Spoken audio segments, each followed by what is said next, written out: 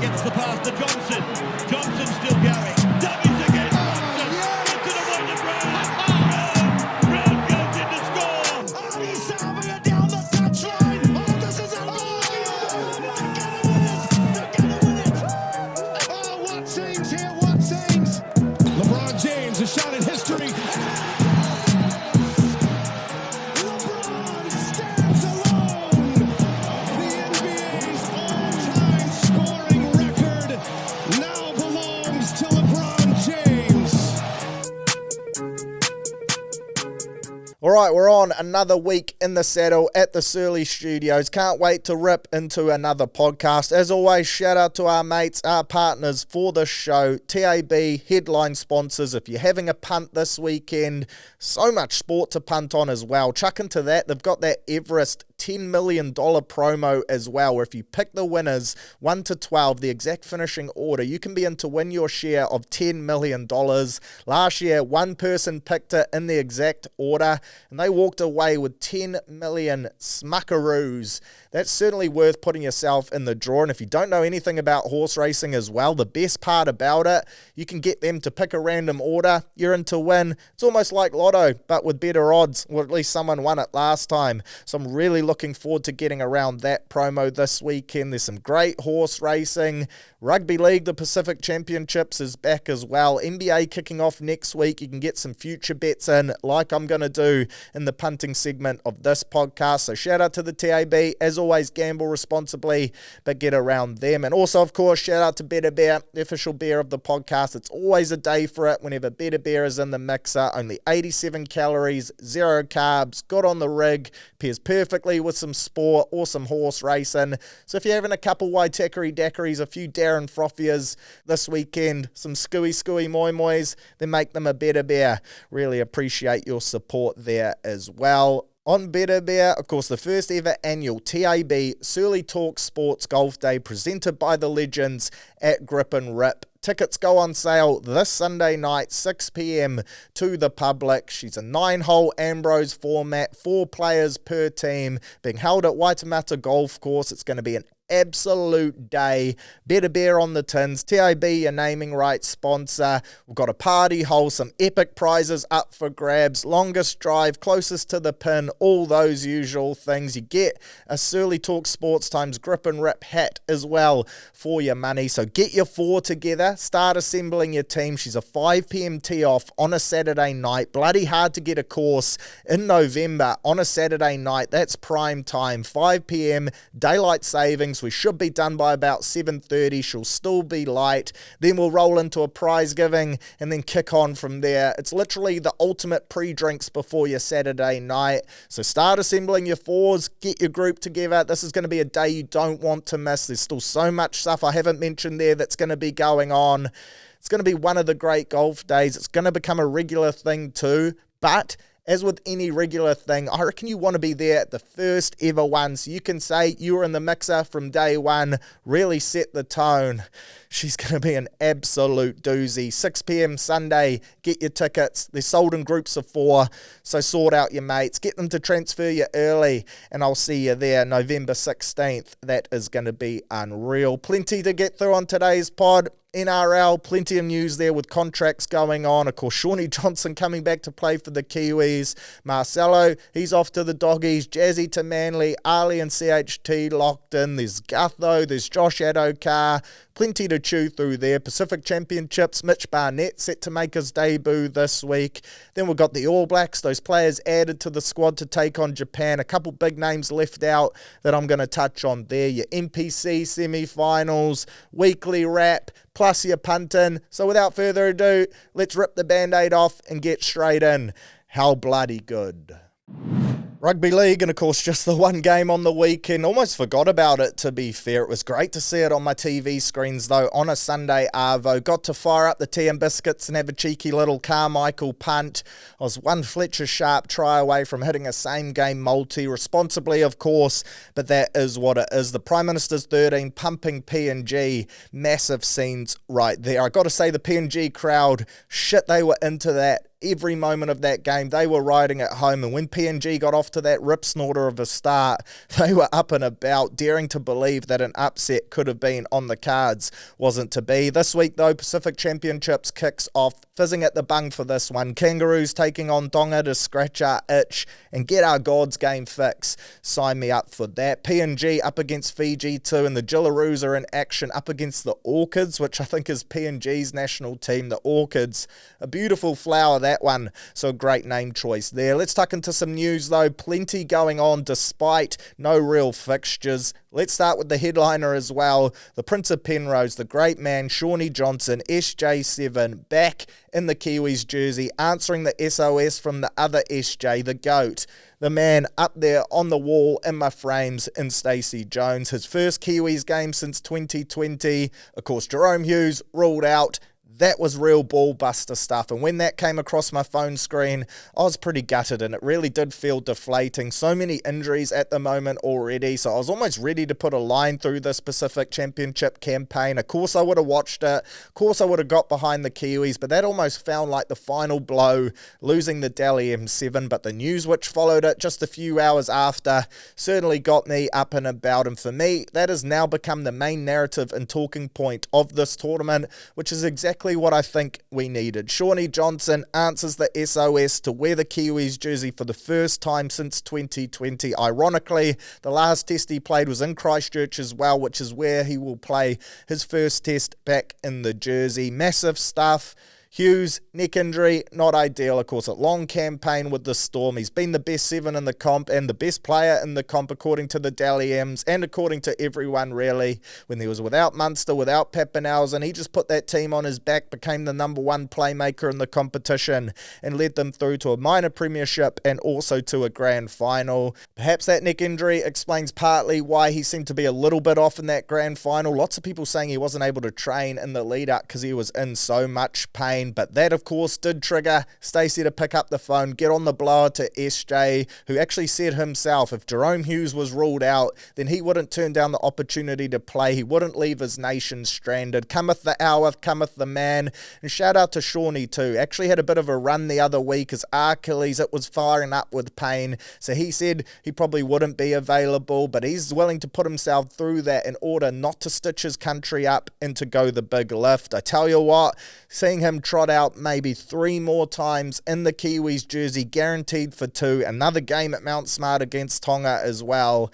What a bonus that is. Add to that, it's behind a Kiwis pack, which is missing a couple big players, but it's still stacked with beasts like Fish, Leo Thompson, Joseph Tapane. This is going to be a real treat. So shout out to him. Retired, feet up. Could have just taken the moral high ground, said, sorry boys, I've done my dash and I can't come back to help ya. But when the GOAT comes, he pulls it on for his nation, laces up the boots, and he's going to try and do the job. One last ride. Ironic scenes too. Tom Brady retired for 40 days before he came out and announced that he would be playing for the Tampa Bay Buccaneers. SJ also retired for 40 days before he announced that he's coming back to play for the Kiwis. 2 GOATs right there. Surely that wasn't just coincidence. And I'm so excited to head down to Christchurch next weekend, watch the Kiwis play the Roos in front of a sold-out crowd. If you're heading along, let me know. George FM after party as well at High Club. Going to try and drag a couple of the Kiwis guys there. Would love to see you there. Myself, Lee and Tammy, we will be in the mixer. Kimbo, my wife, she's flying down too. Should be one of the great nights. Play that into a public holiday on the Monday. Screams of an absolute shift on the Waitakere daiquiris. Kiwis go into camp in Christchurch this Sunday, I believe, as well. A bit of bonding, a week together before that big clash. How bloody good. And someone that I'm hoping will be in camp, Peter Hiku. If you haven't seen these scenes, this is a bizarre situation, of course. It was in the Super League Grand Final on the weekend. Unfortunately, his team couldn't come away with the chocolates. If you haven't seen the video, make sure you watch it after you hear this spiel. But basically, he's staring down a 5-week ban, 3 weeks if it gets downgraded, all for being a good bloke and checking in on a player that was knocked out. So a winger took a big shot, bit of GST on the afters too, a couple players flying in just to finish off the tackle. True blue rugby league stuff. Peter notices that the bloke looks like he's out cold. His shoulder and his arm is kind of dangling across his face, so you couldn't quite tell. He walks over, picks up his arm just to check he's okay, notices he's knocked out, signals to the sideline, says this guy's no good, we need to get the doctor on to help him out. Then a few players take exception to that. They think that he's carrying on post the tackle when clearly you could see that his intentions were only for good. He wanted to help the bloke. He was genuinely worried for his concerns, and as a result, he's facing a 5-week ban for touching a player on the ground when they're knocked out. And I get that it can be dangerous in certain situations. Say if he tried to pick him up when he was knocked out, you can do massive damage to a player's neck or anything like that, but this was completely different scenario. He was fair dinkum, just trying to be a nice bloke. So the fact that he could miss out on wearing a Kiwis jumper and playing for his nation after a massive absence, and clearly it would mean a lot to him as well, that is crazy. So surely they drop this charge. Common sense has to prevail here, and hopefully we get to see Peter Hiku at least in the squad. I think his knowledge and experience is going to be really handy for this team that is down troops, and if he gets ruled out off the back of just being a genuinely good person, then that would be an absolute crock of shit. In terms of your NRL news, plenty of contract either signings or rumours going round at the moment. We'll start with the Warriors, tuck into those, of course. They're number one in our hearts and number one in our news. Ali locked in until the end of 2027. Mr. Lautoa, great extension here from the club. The bro's a genuine game breaker, has that strike centre potential. 6 games this year for 3 tries, 2 try assists, 7 line breaks, 126 average run meters, 88% tackle efficiency, so he's great on both sides of the ball. That final game for me against the Sharks, that was a great display of what he can do. Sat Nico Hines square on his ass, turned him into a turnstile, the doormat, set up a length of the field try. This bloke is an absolute weapon, and it's great to have him locked in for the long term. Hopefully it's the first of many extensions to come for the kid. He legit could be one of the first names we chuck on paper for the Warriors, for our club, for many years in the future. I reckon he's a genuine superstar, and I can't wait to see how his career develops over the years to come. The second one, Chanel Harris-Tavita, signed for another year after a successful return to the NRL after a year off, and I see a lot of people in the comments not agreeing with this one. To me, I reckon these are the same fans that were giving SJ shit last year and then fully backflipped and sucked him off after that performance he put on against the Sharks. I love us Warriors fans, the bandwagon and all that. I'm all for it.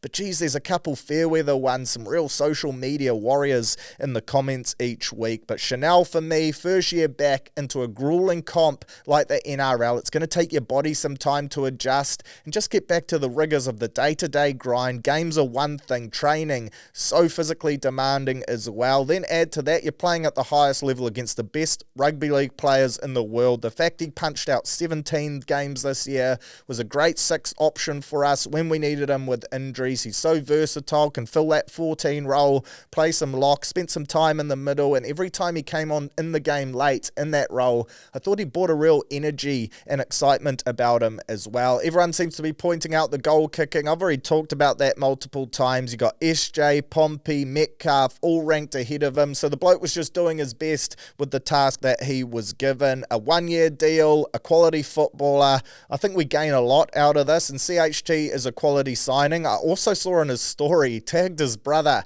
and said, see you in 2027. I think his brother's signed with the Broncos at the moment. He looks to be a real up-and-coming superstar, so either Chanel's hinting he's going to the Bronx, or I think the way he meant for it to be taken is he wants to lure his brother back to play with him at the Warriors, which would be a great get as well. So congrats to Chanel. I'm personally stoked to have him at the club for next year. Jazz, unfortunately, signed with Manly. I say unfortunately because I think it's shit that he's gone, but I also love this for him. The Manly Seagulls, a great place for him to live, beautiful beaches and whatnot, but also a really good team with playoff ambitions, and one that I think he has a real chance to shine in. When you look at this Manly team, they are stacked with some superstar players. You got the likes of your Tommy Turbo, DCE, Hamole Olakawatu, Jake Travojevic, Lots of star players on their roster. At the same time, though, they've lacked a real consistency in the forward pack, and that was their Achilles heel, their downfall this year. Some weeks they were hot to trot, the next weeks they could be dog shit. No Matty Lodge there next year,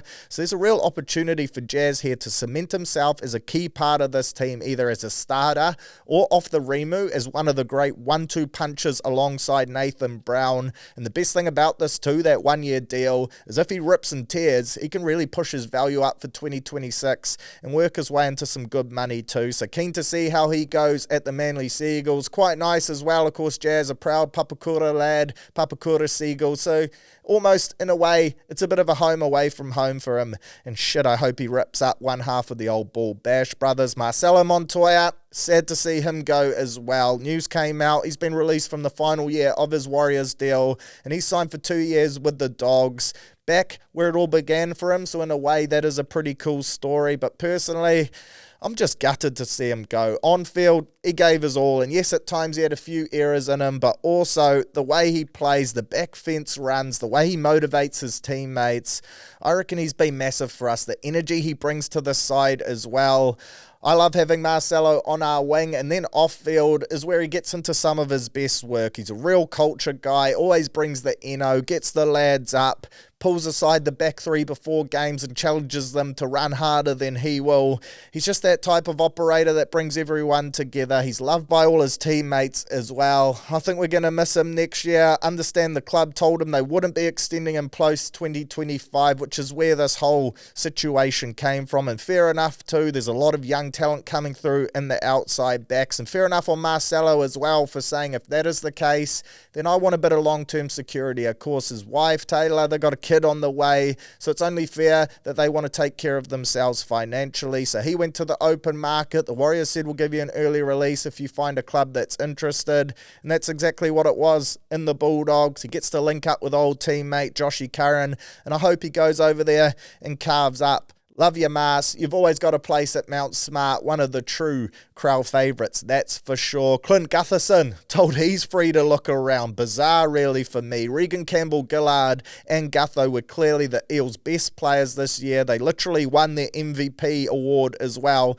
Cleaned up at the awards night, so the fact that both of them could be gone from this roster next year, a team which really struggled, that seems pretty scat. They do have Isaiah Longy coming in from the Panthers, so he'll probably play fullback next year. Lomax coming in for the Dragons, so he'll probably play centre as well. But surely Gutho, your captain, one of your best players over the last decade, the guy which literally epitomises the mood at the club. He's the real tone setter, plays his heart out every week. I didn't think he would be the guy that they would look to move on. I get that he's on big dollars, but he's the life and soul of that team at times, and I think clubs, there'll be plenty out there will be looking to secure his signature. I see the Dragons, they're first in line. To me, they're turning into a bit of a rugby league orphanage. If someone doesn't want someone, they're always there to pounce on them. They've got the cap to do it though, and to be fair to them, they are still signing quality players, probably for overs at the back ends of their career, but they could stitch up a pretty decent team next year. But Jason Riles showing he's certainly not scared to rattle a few cages. I'm just not 100% certain if they're rattling the right ones. Saying that, not a huge fan of Parramatta. Got a few good mates that are diehard fans of theirs, and after they pumped us this year, I haven't heard the end of it, so hopefully they suck shit again next year. This Melbourne Storm, they've offered Ryan Papenhuyzen a 3-year, $3 million contract, and for me, he deserves this. Yes, he's very injury prone, and there's a bit of chat going around that he played through the final series with a fractured leg as well. If that is the case, that bloke is tough as shit. It also is a bit worrying that he was injured yet again though and couldn't get through the season without picking up multiple lower limb injuries, which must have clubs worried. But he really hit his straps at the back end of the season. Look back to his dangerous best when you think a few years ago he was hot on the heels of the New South Wales #1 jersey, and when he is fit and healthy, there's no doubt he's one of the best fullbacks in the game. Has a great combination with Hughes, Munster, and Harry Grant. Hughes, Munster, and him actually have a podcast, so clearly they're bloody good mates. The biggest talking point from me for this, though, Melbourne with so much money under their cap. How do they pull it off? They've signed Stefano Utoikamanu, which is a great get. Still have enough to offer Papenhuyzen $1 million with Munster, Hughes, and Grant all on the books too. That is some clever accounting, but also, Where to now for Soafa'alongo, who is one of the great talents of the game. Anytime he gets a chance, he's elite. GPM's the goosey god, footwork of doom, looks like a real character too.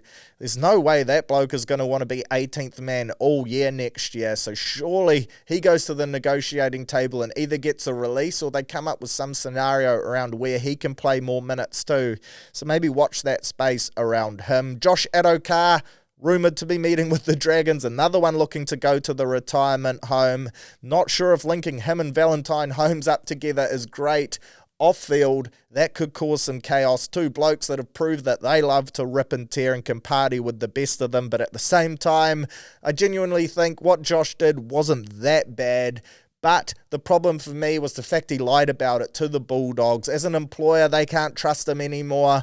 He pretty much dug his own grave by saying, I didn't do it, when it proves out that he did, allegedly, of course. So now they're going to set him free. They've signed Montoya, so they've got a wing replacement there, and the Dragons are looking to pounce. It could be a great get for them, culture-wise, in terms of energy that he brings to an environment and likability. He's still right up there. And then when on-field, when fully healthy, he's a heck of a player. He can still fly. He's a great finisher, takes tough carries, and he's probably still a top 10 winger in the NRL, absolutely. So this could be a great get for the Dragons. It'll really lift their vibe and morale as well. Depending on the money, then this could be some astute stuff, and I'm keen to see him and Val get into their work in a rugby league off-season.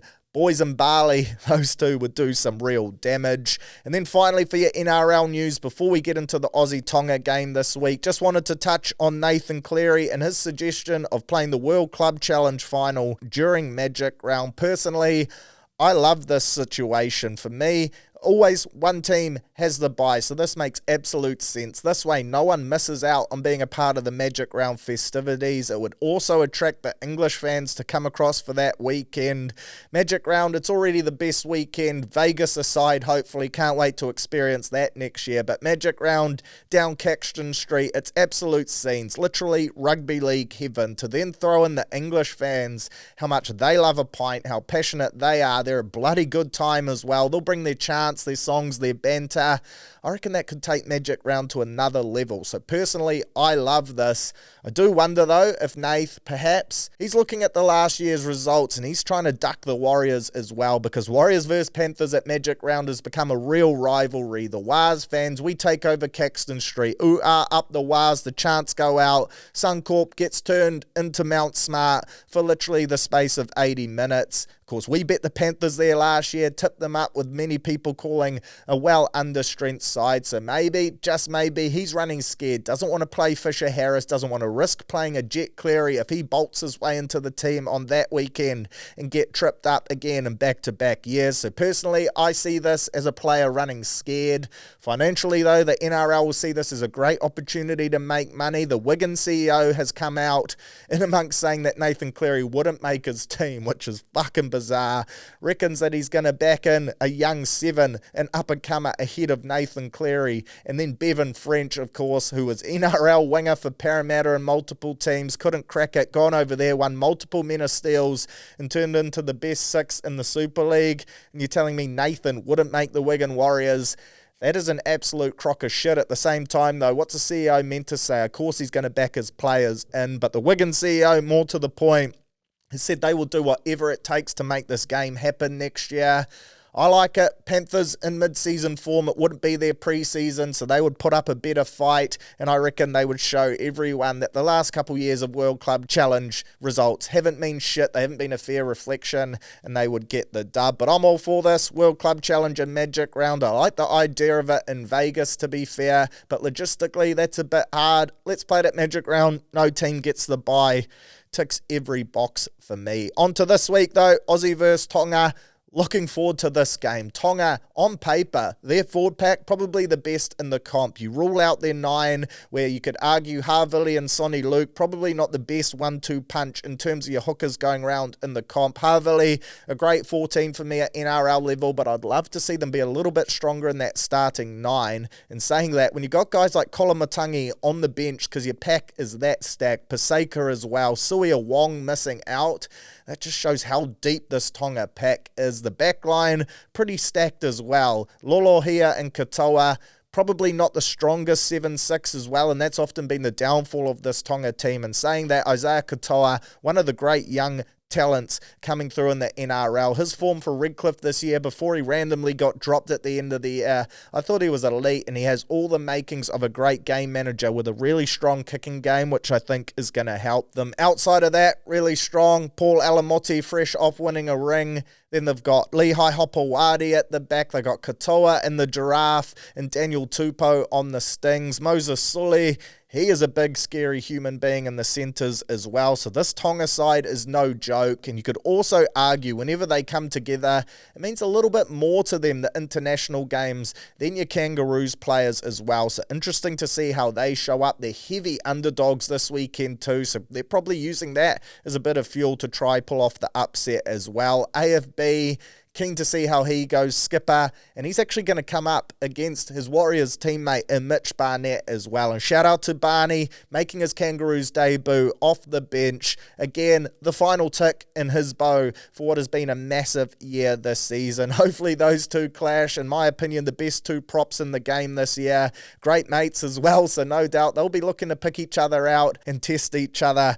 Bit of banter flying on the paddock for sure. Mal Meninga, though, he has made some interesting decisions, particularly when you throw in around his selections. He said his main factor was Origin form, and then he's gone and picked a whole bunch of players that didn't play Origin, and then also left out players that were bloody good in Origin too. So for me, Big Mal, he appears to be a little bit rattled, but hey, it is what it is. Dylan Edwards at the back, the ghost, good to see him get the nod there, and finally wear the 1 jersey. I think every other time he's played in the Kangaroos, it's either been on the Sting or he's missed out completely. Xavier Coates and Zachy Lomax, who will make his debut on the Stings. The Hammer and Tom Trbojevic in the centres. Really surprised to see Turbo here, and you do have to wonder, Manly, I reckon they'll be pretty filthy at him, eh? Back into the season last year, you could tell he wasn't 100%, and they were doing everything they could to manage him, get him through. Knee was cooked, shoulder was absolutely fucked. He was going to Cortisone City every week, so the fact he's now turning around off, a 3 or 4 week break, and he's willing to put his body through maybe 3 more games, I reckon Manly will be pretty dark at that, but surely he ran it past them as well, you would have to think. Tommy Dearden and Mitchie Moses form a pretty young and inexperienced halves pairing at this level. Moses, first game back in the saddle since Origin Game 3, which is a pretty bold call there from Mel. Love Tommy Dearden. He will literally give everything he's got. A real Jack Russell type of footballer. Just goes hammer and tongs for the full 80 minutes. Body on the line. A classy ball player too. And I reckon he really suits this level of code. And don't get me wrong, Moses, I expect him to be bloody sharp. Long kicking game. Great conductor. Ball player of doom. Got some wheels on him too. And I reckon he'll have a great day. Just a pretty bold selection there ahead of DCE and Benny Hunt, who while they probably didn't have their best NRL seasons this year, they're also fit and ready to play, tried and tested at this level too. So a bit of a roll the dice there in the forward pack. It's probably not your biggest pack in terms of Paddy Carrigan at prop alongside Lindsay Collins with Crichton, Murray and Isaiah Yeo in the locks. But what you do get there is a versatile and fast pack that will be looking to play high tempo, and I have no doubt they're going to look to move Tonga around, try and run them off their feet and drag this game into a real high speed, high pace type of flow to see if Tonga can match them fitness wise. And saying that too, anytime you got Isaiah Yeo, Cam Murray, Angus Crichton, Patrick Carrigan, that is a forward pack right there. Harry Grant, the wizard, the best 9 in the world too. He's going to have to get through 80 minutes here. He should have a quick ruck speed where he can get out, dart and play some of his best work. But I do think Tonga will look to throw a lot of traffic, some big bodies down his corridor on attack as well. If you can get Aden, Kafusi, Olakawatu, Satili Tupanua, Paseka, Kolamatangi all tiring him out, I'll be interested to see if he can go the 80. He does it for Melbourne, but they also had guys like Wishart who could come on and give him a bit of a spell. So watch this space. The bench is where it gets interesting for me, and I'm a fan of it, but Matty Burden at 14, ahead of a guy like Reece Robson or Ben Hunt. Personally, I thought they might have gone for Robson, played him for the first 20-odd minutes, take the sting and physicality out of the game, then Harry Grant comes on as Tonga is starting to tire. But they've decided to go against that. Birdo, it has been shown that you want a 14 that can cover outside backs in terms of injury, particularly on the Origin stage. But again, reflecting back on Mal's comments, picking guys based on Origin form, Burton was 18th man the whole time, so I just can't work that out. Barnett, 15, love that. Get on there and rip old Munna Mitch from across the ditch. Reuben Cotter in 16, Hudson Young in 17. Bradman Best misses out, which I found interesting too. I thought they might have gone with him ahead of Turbo, but in saying that, Bradman, he's had injury problems himself too. So still a stacked Aussie team, and I do expect that they could be too strong for Tonga, and they'll look to grind them out. I do think it's going to be a tight tussle, though. I don't expect Tonga to get blown out. Aussie, probably too many threats, and they will get the dub. My ultimate scenario here, though, thinking selfishly from the Kiwis fans' perspective, Aussie Tonga, they just go at it, physical, big contacts. They do some damage on these Kangaroos' rigs so that they come next weekend battered and bruised. Then we towel them up. That would be a dream situation. I'd love to see an upset here. That would be scenes. The parades would be on, and of course my heart will be backing Tonga in this game.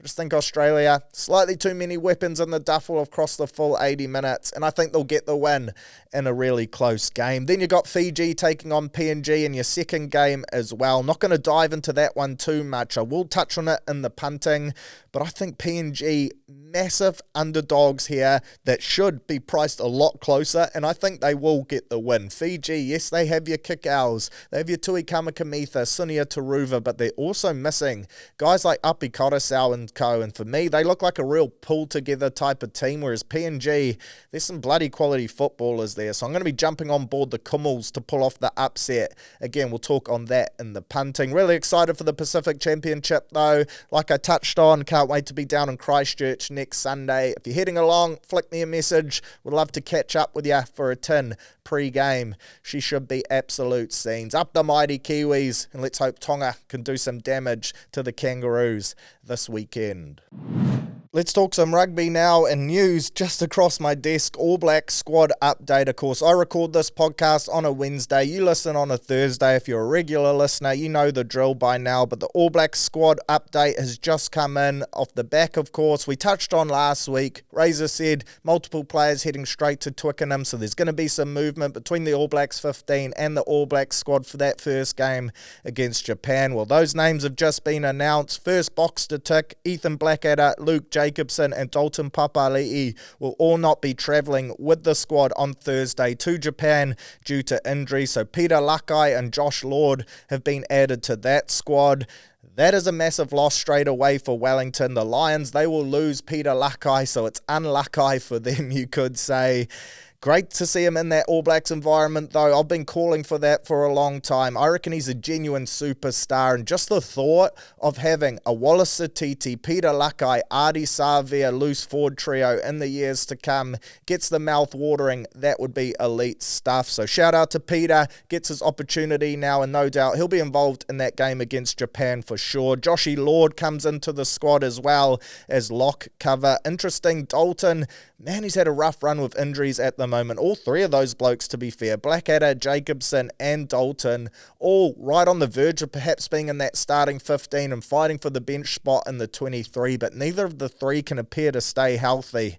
That is tough scenes right there. Then we get into the 7 members of the All Blacks 15 squad that will be travelling to Japan with the All Blacks. First up, Bradley Slater, and this is an interesting theme for me throughout these names because, of course, the players in the All Blacks 15 that are still in NPC sides, Razor and Clayton McMillan have said they will be allowed to play finals time for their teams before they link up with the All Blacks 15.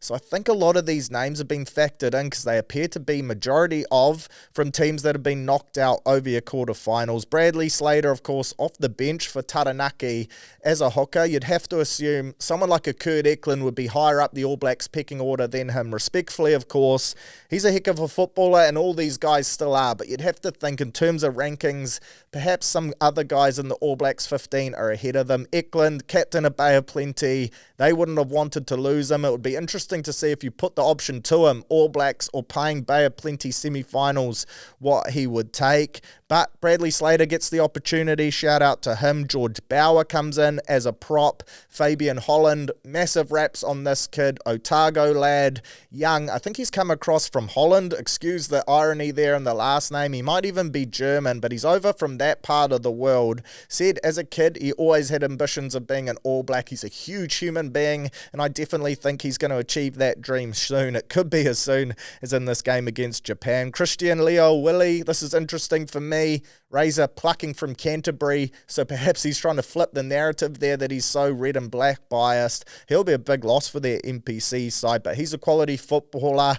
No Hoskins Satutu there. Leo Willie gets the nod. More on that shortly. Oliver Haig, he gets a run. Harry Plummer, the tradie, and AJ Lamb, of course, both Auckland lads, and they have been knocked out of the competition. So these guys will link up with the All Blacks in Japan, and then they'll link back up with the All Blacks 15 squad in Ireland and partake in the rest of their tour. And straight away, there's two names which jump out on paper for me as players who are not involved in the NPC finals that I think should be linking up and playing for the All Blacks against Japan. First one in the forward pack, Hoskins Satutu. Again, another example of what has this bloke done wrong, and it really does get me thinking. Those England rumours, there has to be some kind of truth or a small fraction of a chance that those could well be true. He was great for counties. We all know how unreal he was in Super Rugby. Literally one of the best forwards in the competition. The fact that he is not linking up with the ABs for another test certainly screams that something a little fishy is going on there regarding his future. The other one for me,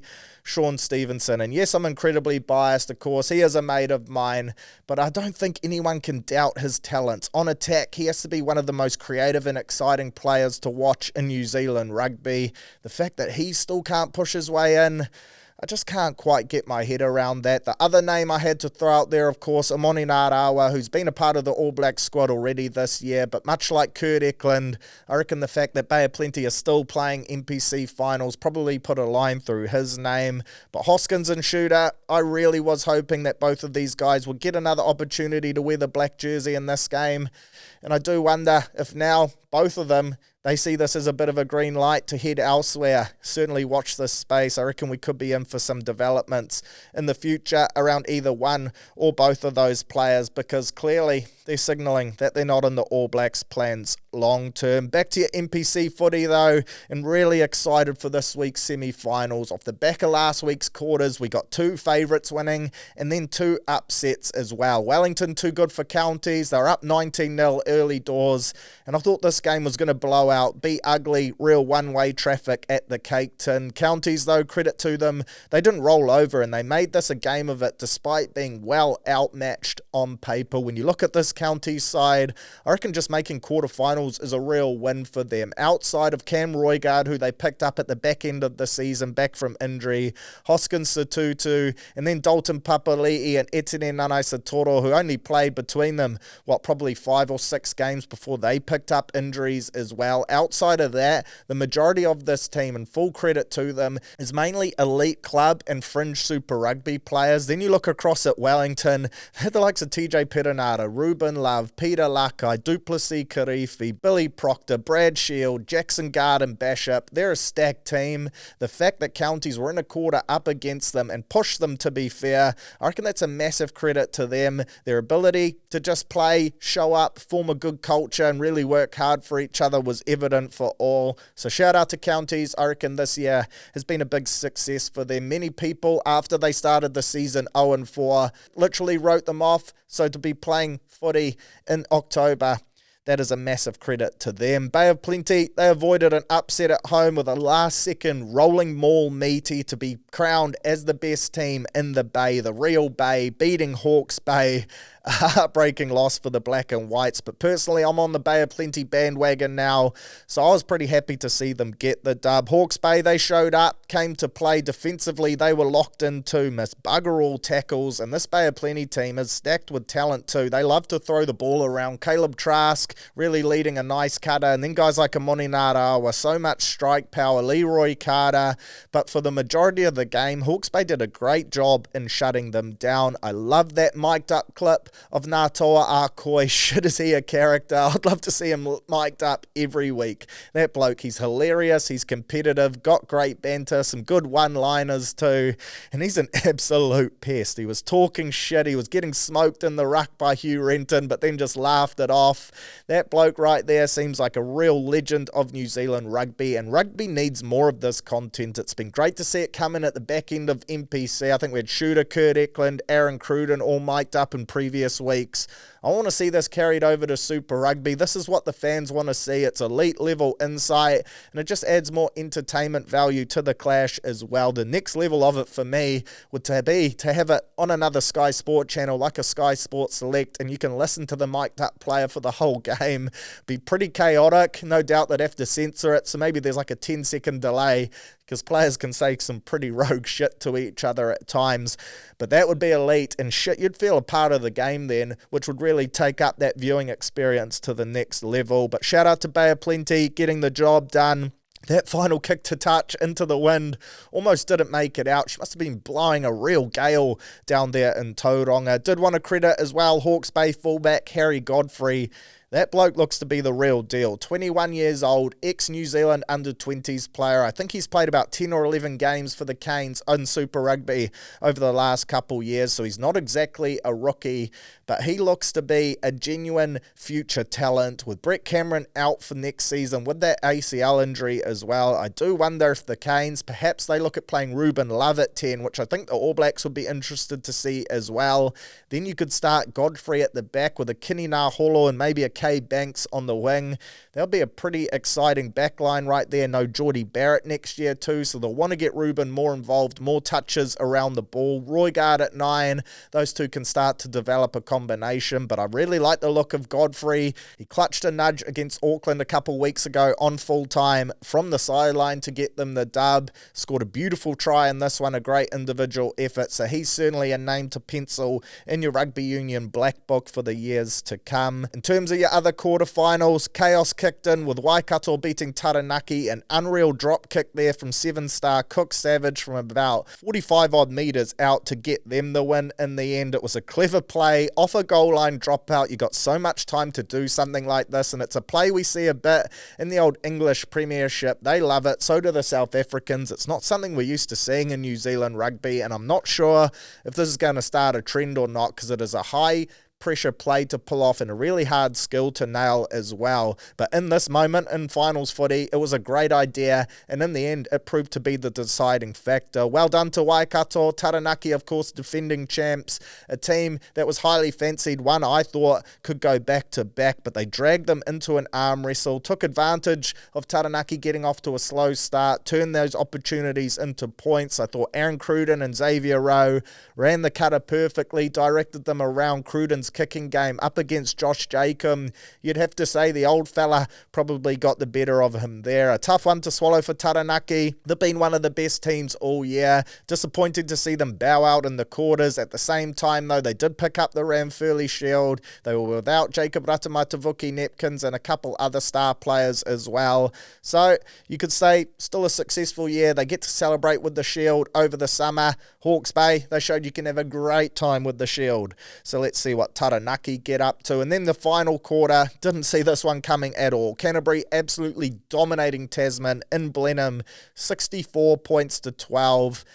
Feel a little sorry for Tasman, to be honest. Storm week to finish the competition, which is literally the worst time to have it. Your bodies are battered and bruised. Then you chuck in 3 games in an 8-day window. 2 of them Ramfurly Shield challenges as well, against Auckland and then against Taranaki. Then you throw in that they lost the Shield in that last challenge. We saw with Hawke's Bay just how big of a deflation that can be. Their season turned to shit once they lost the log of woods. So you could say everything was stacked against them. Canterbury bolstered by a fair few All Blacks, although Tasman, they had your Blackadders and Harvillies back as well. Noah Hotham as well. They were without Tim Tavatava Nawai, who I reckon has been the best player in the NPC this year when fully healthy. And saying that, the better team on the day one, you can't argue with that. The game was over early. The Red and Blacks just blew them off the park. Man, I hope they don't win it. Sick of seeing them in the final, to be fair, let alone raising the Bunnings Far Cup. So fingers crossed that Bay of Plenty can tip them up this weekend.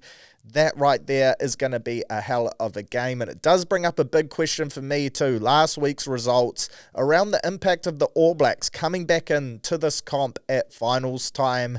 Should there be more rules around it? Should there be a minimum amount of games they play during the regular season in order to be eligible to come back? It's a double-edged sword for me because personally, as a fan, I love seeing All Blacks back in the NPC. That's 100% what I want. In fact, I want it to go even further. We fuck off Super Rugby, go all in on NPC, move it forward to that Super Rugby window. We don't need the Aussies. Financially, we might, but I also reckon going back to the old school ways will get bums on seats back at parks here in New Zealand. Get the All Blacks back into their regions. It will be massive for the game.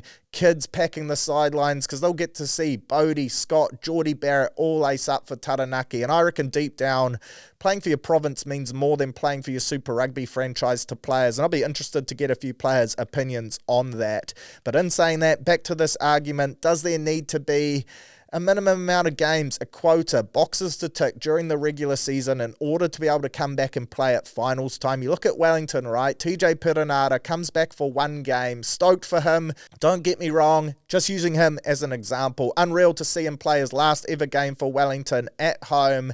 Absolute legend, deserves the ultimate send-off. But he comes back in, boosts this Wellington side massively. Someone unfortunately misses out as a result of him coming back as well.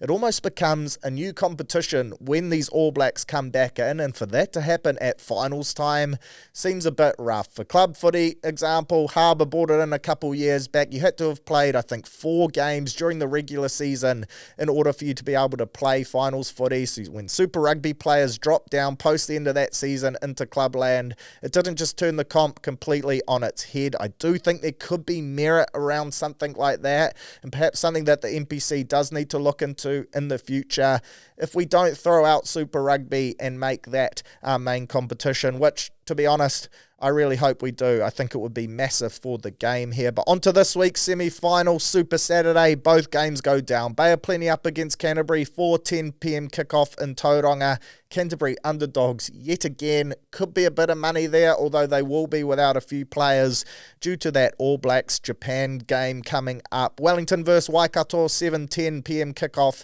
at the Cake Tin for that one as well. 2 great games. 4 good teams. All of them deserve to be there off the merits of last weekend. I'd love to see Bay of Plenty really front up. Hopefully last weekend was that game where they slightly lowered their standards a little. And sometimes winning a tight one can be massive. At the same time, Canterbury, though, opposite end of the spectrum, cricket score on Tasman, they will be coming in confident as fuck. Braden Enor and co look to be back to some of their best form too.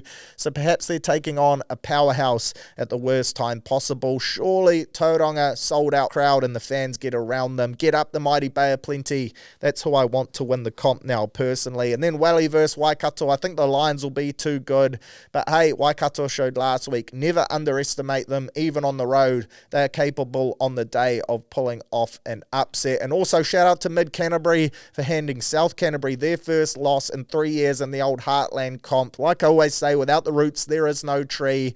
Without your Heartland comps, you don't have your All Blacks. So a big win from them, 18 points to 17. And then the Swampies, they secured themselves a home final this weekend. The mighty Thames Valley Swamp Foxes, too good, a huge away win against Wanganui, 38 points to 15 last weekend. I'm on their bandwagon for sure in the Heartland comp. So get up the Swamp Foxes. Friend of the show, Zach Clark, an ex-player to pull on the gold. Northcote, maroon and gold. It only seems right I get around them. And then your final talk for rugby, Joseph Suali'i, images of him coming out that he is training at Waratah's pre-season. Pretty brutal to start pre-season in October, in particular when his NRL season only finished a couple weeks ago, and no doubt he's probably not running Broncos and doing the real tough physical shit, but cool to see him in the kit. Gotta say the baby blue looks good on him too.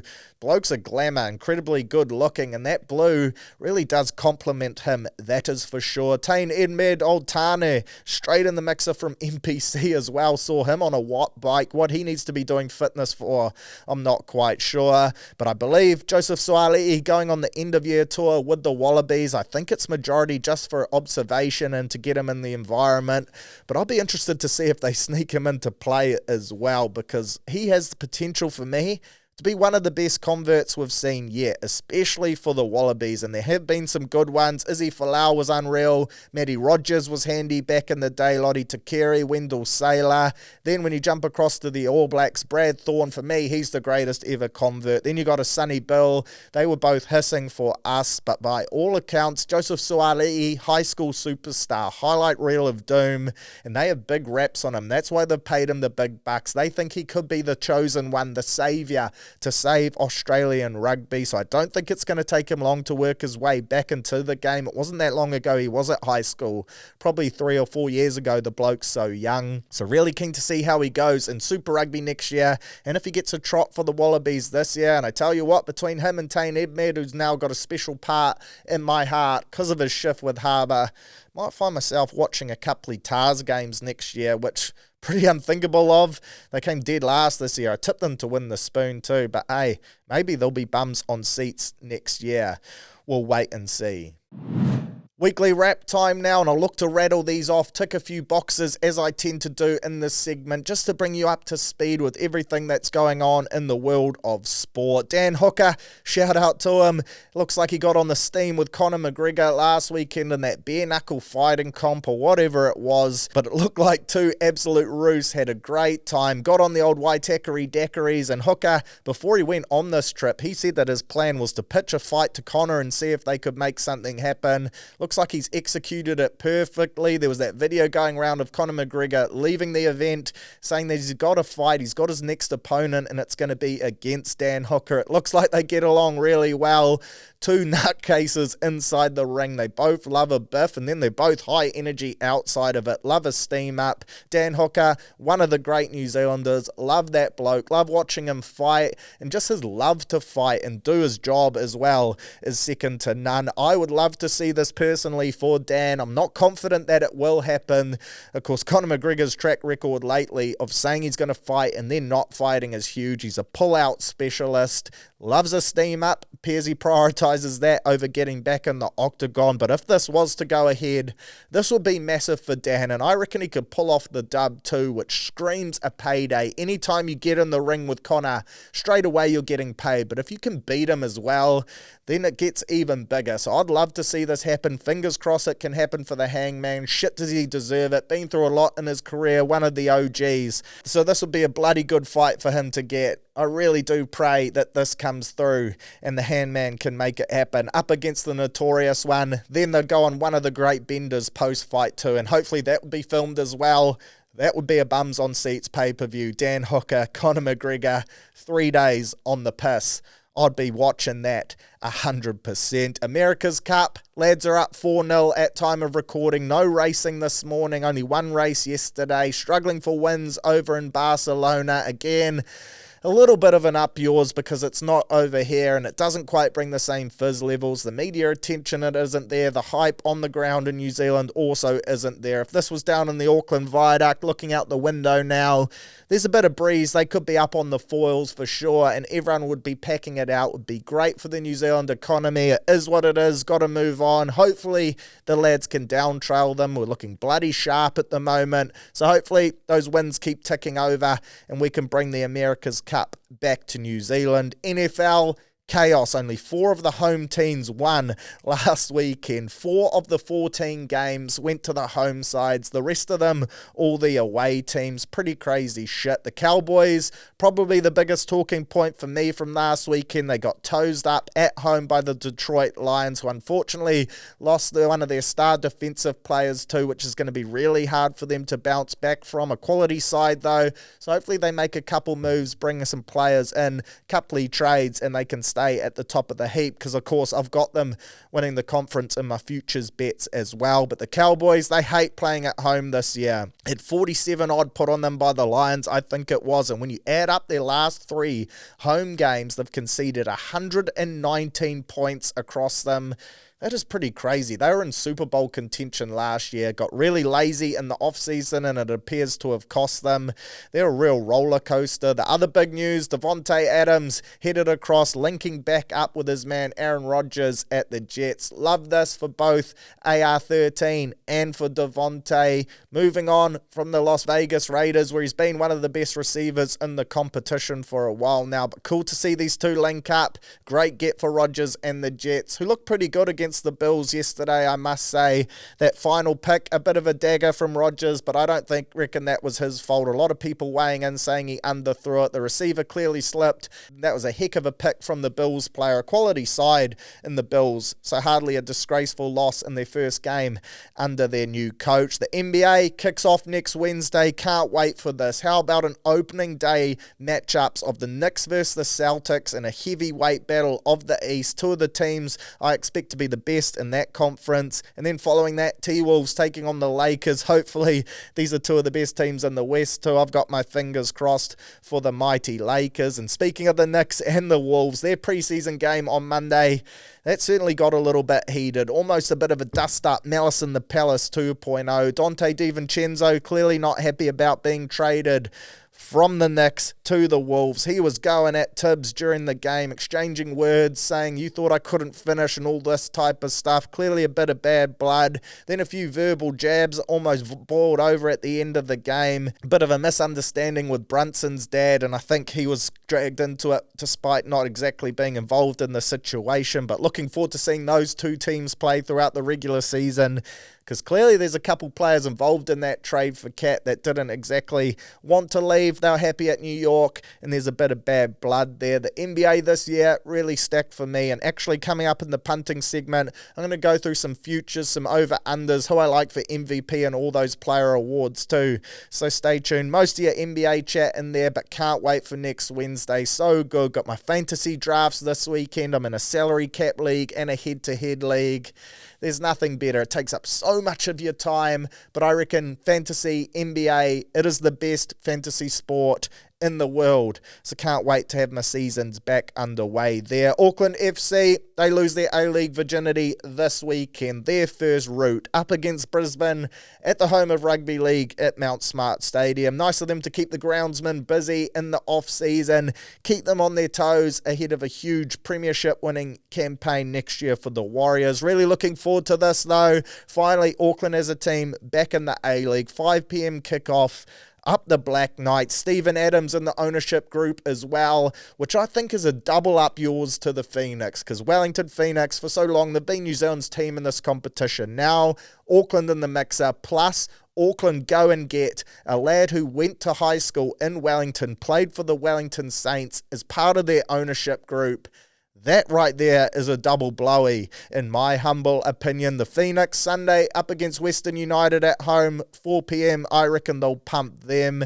They've been demoted to my second team this year. Still love the Phoenix, but not as much as AFC. Of course, home is where the heart is, so I'm going to back the boys in Auckland. Add to that Mount Smart. Home is where Mount Smart is, you could say. So sorry to the Knicks. Hope both go well, though. Imagine that as a final. The two New Zealand teams. And I'm really looking forward to seeing these two teams play each other. That is going to be one of the great rivalries. I reckon the fans will be pretty passionate about it as well. Liam Lawson, shout out to him, driving in the US Grand Prix Formula 1 Monday morning, 8 a.m. I think the main race is, so looking forward to that. Excited to see him back in the hot seat, and you best believe I'll be tuning into that one for sure. And then last, but certainly not least, wanted to give a shout out to one of the great humans walking on planet Earth, Nedd Brockman. Been watching him on TikTok Live over the last 12 or so days.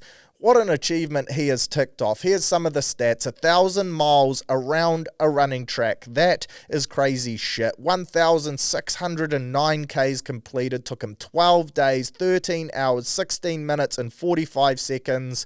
Ran an average of 128 Ks a day. Just over 3 marathons. When you factor that in, people train for months just to run one marathon, and they talk about how bloody hard that is. This bloke has been running over 3 straight for 12 days. $2.6 million raised already for Aussies experiencing homelessness through that We Are Mobilised charity. This bloke is crazy. The amount of mental strength he has got. If I had half of that, I'd be bloody stoked. His mum literally wheels him out on the track each day. His calf is taped up. I believe he pulled it early on. Both legs taped. He's got his nipples taped. His shoulder was taped at one point. His nose was bleeding. He literally couldn't consume food or liquid at some stages because his body was just rejecting it. His toes are wrapped in cotton wool. That's how fucking sore he is. The poor bloke can't even walk. Come the end of this challenge, he was running 200 meters, then walking 200 meters of the track on every lap, but still just had no quit on him. He was chasing a world record. Once that went out the door, he didn't quit like most people would. Straight away, white towel, you just give it in. He was like, fuck it, I'm still going to achieve this and still raise a shit ton of money for my charity as well. So shout out to Nedd Brockman, an absolute weapon of a human being. Was epic to see. Israel Adesanya flew over, surprised him as well. They didn't know he was coming, saw his mate was battling, jumped on the plane, fellow Puma athlete, ran a couple laps with him in the pouring rain. That's just a testament to how good of a bloke Izzy is as well. But the best thing about this for me too, Nedd just seems like a bloody good rooster, a true blue Aussie lad. If he's not Australian of the year, then something is seriously wrong. So I take my hat off to you, Nedd. 99.9% of the population would have given up way before achieving this milestone. You knocked it off. It's truly one of the most amazing feats and displays of mental strength and pure desire that I have seen from a human being. Exceptional shit. And this is where we draw on that Anzac spirit. Get behind the Aussie lad. And if you can and you're able to, please donate to his charity. We are mobilised. You can go onto nedsuncomfortablechallenge.com. I donated personally, and I hope if you're in a position to do the same, you will, because I reckon this is the type of shit we need to get around. What an incredible human being. The definition of a fucking rooster. Right, let's rip into some punting. NRL, she's back, baby. The international version, of course, the Pacific Championships kicking off this weekend. Can't wait to sink the teeth into these. Aussie up against Tonga, our Kiwi lads, weekend off. But they'll be ready to rip into those roos next Sunday in Christchurch. Aussie come in favourites, $1.14 here. Tonga, $5.75, which I find pretty crazy odds. The best back margin is Aussie 13 plus at $1.60. I do expect Aussie to be too good here. I'm confident in backing them in, but that line of 17.5 in favour of Tonga seems pretty crazy for me. In terms of your try scorers, loving the hammer at centre. Plays his origin footy there, scores tries for fun. $1.73 anytime, $3.90 first, second or third. Those are both good shots. I also like Harry Grant, the Wizard, playing 80 minutes at hooker, scored 6 tries in his last 4 NRL games for the Storm. $2.90 for him, almost 3 rugby league dollars.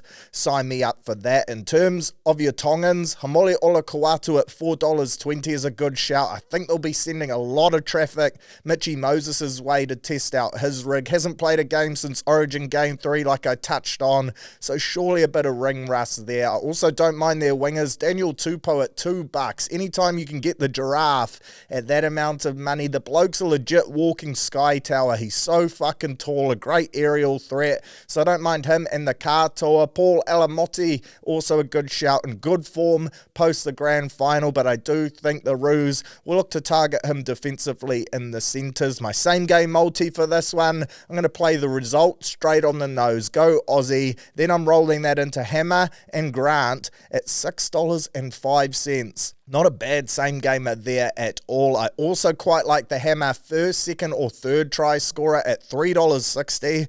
I think that's some pretty juicy odds. The next game though, this is where I think I've found the bet of the week. Fiji $1.55 favourites at home up against PNG paying $2.45. I'm going to get on the upset here. PNG at $2.45. I think that's crazy. They played each other in this competition last year. PNG won by 32 points to 12, I think it was, around that margin. So the fact you can get them on a plus 4.5 head start. I recommend jumping on that straight away. $2.45 head-to-head, and then $3.60 as a 1-12 swing. I think there's a bit of juice in that. Fiji, they got some stars in there. They got Taruva, they got Kikau, they got Tui Kamakamitha, but I think majority, a real throw-together team. When you look at their spine, their halves in particular, Kevin Nguama, wasn't sure that bloke was still going around. Shout out to him. He must be old as Methuselah, but I don't think he's a starting international six. Then you look at the PNG side with Lamb and Laybutt, double L's, alliteration straight away. That gets lead in pencil. Then you chuck in that they're both established halves. They go around in New South Wales and Queensland Cup, and they're good footballers. I like that. Reece Martin, no relation to Ricky, but shit, he can play. Hips of Doom, great goal kicker. Jack de Belin, who knew he was Papua New Guinean. This is a team in a country that loves their rugby league. It's their number one sport. They're so proud. They'll hit hard defensively, and I think they'll play a bit more structure, whereas Fiji, a bit of a throw together, screams fuck it footy. And I think Papua New Guinea will come away with this one. So I like getting on them for the upset. Let's chase some value here. PNG on the nose, on the line, or my bet, 1-12. $3.60, still can't believe that for your International Rugby League. If you want to go some female internationals as well, the Aussies are going to do a massive number on PNG. I think the line there is about 62.5 already. Get on your wicked wingers for that one. Try scorers galore, the Jillaroos to go to work. NPC, finals time, semi-finals time. Bay of Plenty up against Canterbury, head-to-head. Bay of Plenty $1.72 favourites. Canterbury $1.97. Interesting, both of these semi-finals, neither of these two teams have played each other, so it's the first time they're going to play each other this year. I like the either team within 7.5 points. The try-bet option here at $2.60. That seems generous to me. Canterbury missing a couple rigs now with All Black selection, so I don't think they're going to be as strong as they were last week. Canterbury 1-12 also seems great money at $3.40 after the demolition job they did last weekend. They'll be confident as shit, and Tauranga is not an easy place to go to and get results, but if any team is in a vein of form that can pull it off at the moment, you'd have to think it's the lads in red and black, unfortunately. So if you think there's an upset on the cards there, $3.40, back that it's going to be a close game, that would be a great result. Curdy Eklund, don't mind him for a try scorer either. True rolling maul bet, but I reckon he could get the job done. Then Wellington versus Waikato. This game is going to be a barnstormer as well. Head-to-head, Welly paying $1.33, Waikato at $3.10. I like Welly here. This is going to be a real contrasting style, right? Waikato with Aaron Cruden, Xavier Rowe, they're going to try drag them into a dogfight. I do note Luke Jacobson injured, not on that All Black shift in the first leg. That's really going to hurt them. He was massive for them last week, so I expect Welly to be a class above, despite not having your TJs and co. Head-to-head, I like Welly. Take them on the nose. Try scorers, Riley Higgins. Love him for an anytime meaty. This bloke, he's got a massive future ahead of him in New Zealand rugby. Then we tuck into some NBA, which kicks off next Wednesday. How bloody good. So I've done some futures bets here. Bear with me. This could take a couple of minutes to pound out, but hopefully you're a fan of putting the old basket in the hoop, and hopefully you agree with me that there could be some value here. As you know, love getting on my futures, something to ride out over the course of the season to see how close you were to getting things right before she tips off. The first one, I like OKC over their win total of 56.5 wins, paying $1.90 here. It's a stacked roster. They have 17 first round picks up their sleeve as well, and I genuinely think, although they're the youngest team in the NBA, they are now in a win now mode. They picked up Caruso, they picked up Hardenstein, they were already hissing last year, so this competition in the West Conference is right there for the taking for them. They could potentially have 3 All-Stars in their roster as well. Of course, SGA, already an All-Star, but you chuck in Chet Holmgren, who was massive last year, and then J-Dub, who's a lockdown defender, and I think if he can hit threes at a regular clip this year, that'll push him right up to that superstar level. So you got a genuine potential big three right there. They're paying $2.15 to win the Northwest Conference. It's a team with no real holes. Plus, if come the middle of the year, they're tracking well, draft picks galore, just to chuck it, picking up another asset. I love the situation they're in. So again, over 56.5 wins for the OKC Thunder at $1.90. I'm going to jump on that. Another powerhouse team that's done really well at recruiting in the offseason, the Knicks. They should have a top 3 offense in the comp with Brunson, Cat. Then they got Bridges back to that wing scoring role. Not the superstar role he was at Brooklyn, but he can play more of that Phoenix Suns type of role, which really suits him. Of course, Tibbs, he'll make them strong defensively. He takes no shit on that area of the court. That's where he makes his money. They're a genuine threat to Boston if they can stay healthy for me in the East. So I like their overs. Over 53.5 it's set at $1.72. So clearly people are jumping on board. Health dependent, of course, if Cat can stay healthy all year.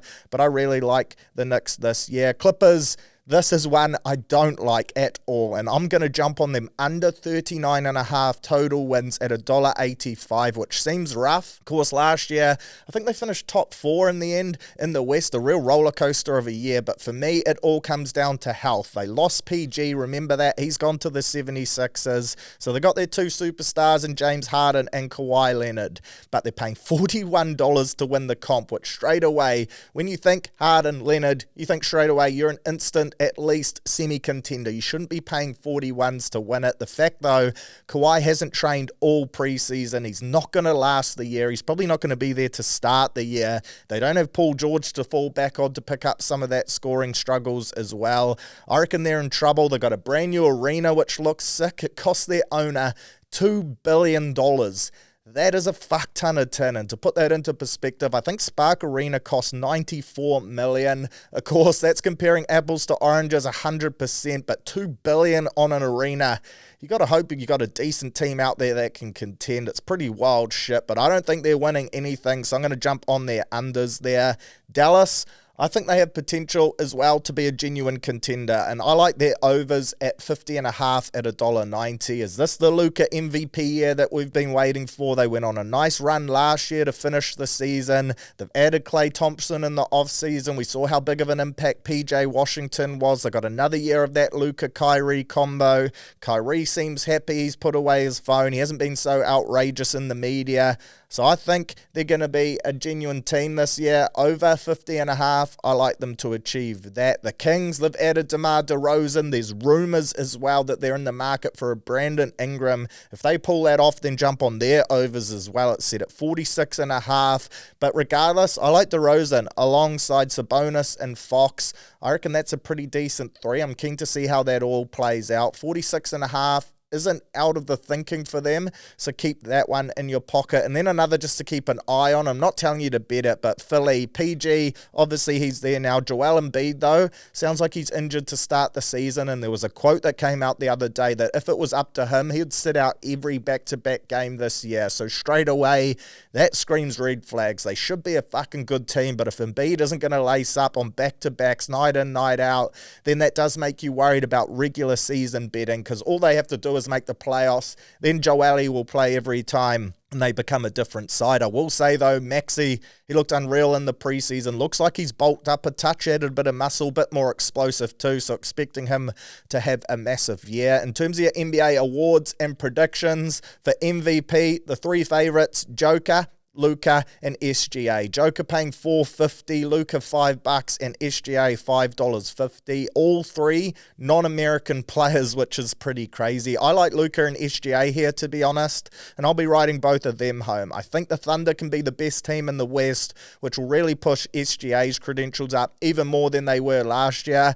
And then I think Luka will be locked in with a Dallas side that's looking to go to that next level after making some roster improvements and showing how good they can be at the tail end of last year. So I think both of those 2 are good bets for a Smokey. I don't mind Jalen Brunson, aka the Brunson burner, just in case the Knicks are the real deal. $17 for him. He's going to share a lot of that scoring load offensively with Cat and co, but still, if they're the best team in the East and they can beat Boston, then that will stack highly in voters' opinions as well. For your defensive player of the year, these odds did surprise me a little. I expected Wemby to be the favourite because it's Wemby.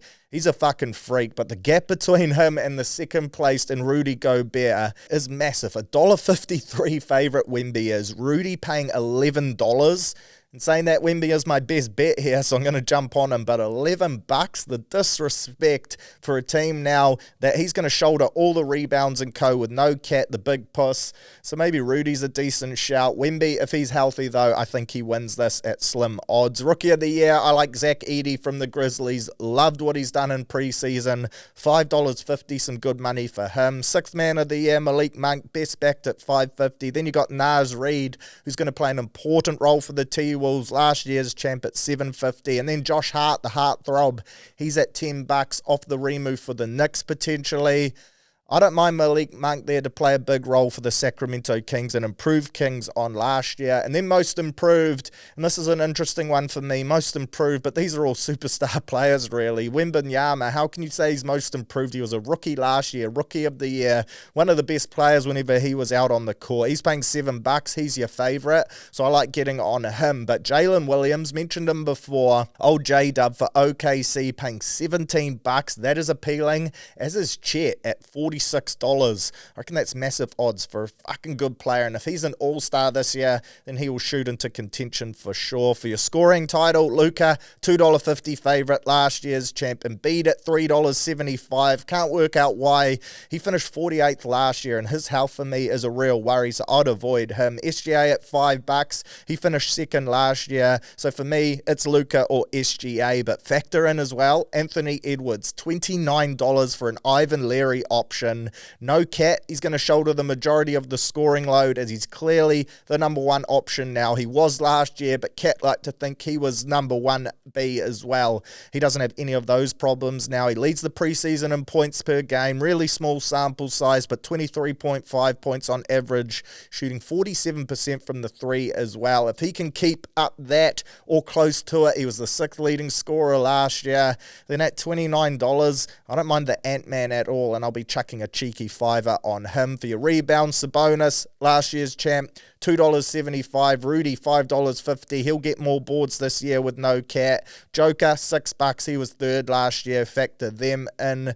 For your assists, I like Halliburton here, $2.75. Won it last year, and I'm surprised he's not the number one. Joker, outside the top three favourites as well, despite finishing second in the assist category. So someone to have a look at. Blocks, Wemby, $1.25. Won by 64 blocks last year, and I think he gets it yet again. Walker Kessler, not a bad shout at 26s, although Utah screwed him last year with bugger all minutes. They lowered his workload, which I couldn't work out. Looks to be a great young talent, but that's Utah typical type of shit. And then to win the NBA, again, I said this was going to take a little while, so hopefully you're still with me, but Boston paying $4, OKC $7.50, Knicks $9, Philly $9, Denver 10s, and Dallas 11s. The Nets, shout out to them. They are the worst backed. $751 odds to win it. That is crazy shit. Lakers paying 41, same as the Clippers. That is disrespectful. My three picks here: Boston at 4s, OKC at $7.50, and the Knicks at 9s. Nothing exciting. Those are your three favourites, but I think the market's got it pretty right there. For your Premier League betting, went early last week. What a rookie. Those games are actually this weekend. So Spurs to beat West Ham, Newcastle to beat Brighton, United to beat Brentford, City to beat Wolves, and then the pool to pump Chelsea. Up yours to Kieran Menzies. Of course, shout out to Auckland FC. I'm backing them to get the job done at $2.45, and I'm also backing the mighty Wellington Phoenix. I shouldn't say mighty, they're now my second team. Just the Wellington Phoenix to get the Chockies at home as your favourites at $1.50. America's Cup, Team New Zealand just win the damn thing. We're riding home that future from last week. $1.50 to win it. Hopefully that's a tick on a nice little multi there. Formula One, Liam Lawson, shout out to him. As I said, racing in the US Grand Prix this weekend, paying $501 to win it, 67 to podium. Don't get on either of those, but top 10 markets, once they come out, could be worth a little flutter, because he's been sniffing either in that or just around it every time he's got an opportunity. Bet of the week to wrap her up, lost last week, unfortunately. 21 of 29 went Taranaki into Bop. Taranaki lost by a point, so a big up yours to them this week. What should we go? This is what we are going to do. We're going to go Wellington head-to-head over Waikato at $1.33, and we're going to multi that one up with PNG plus 4.5 on that start, and let's see how we go. It's a massive weekend for horse racing as well. We've got the Everest, the Caulfield Cup, so stay tuned for my tips on the Everest and the TAB's $10 million shot coming up. I'm going to put out a video on it in the next couple of days, tell you how to get yourself in the draw and my picks for that race as well. Pretty crazy. One person won $10 million last year, picking the finishing order from 1 to 12. People said it was impossible. That bloke, he's laughing, probably driving around in a Ferrari, bought houses in Bali, Remuera and whatnot. That's all alleged. I don't know at all, but no doubt he'll be chucking himself back in the mix to win that money again this year. So make sure you get around it, and shout out to the TAB. The ponies are neighing, so let's get the bet slips paying. How fucking good. Right, that's us for another episode. A bit of a David Longy yet again. And yes, I did forget the Q&A. So if you're hanging out for that, a massive up yours there from me to you. Do apologise. I'll be better for it. And we'll chuck it back up next week. Hopefully, I can get myself in a rhythm of chucking that story up yet again. But as always, hope you enjoyed the podcast. Catch you back here next Thursday. Enjoy your weekend of sport. If you are having a punt, TAB's the place to do so. If you're having a beer, then a better beer is the one to wrap your lips around. Catch you back here, same time, same place, next week to dissect the weekend sporting events. Hopefully Liam Lawson goes well and we can sing his praises as well. Get up the Auckland FC, get up the Thames Valley Swamp Foxes, and get up Bay of Plenty. Tonga to do some damage against the Roos as well. That would be the ultimate result. But go well, take care, catch you again next Thursday. Big Fizz.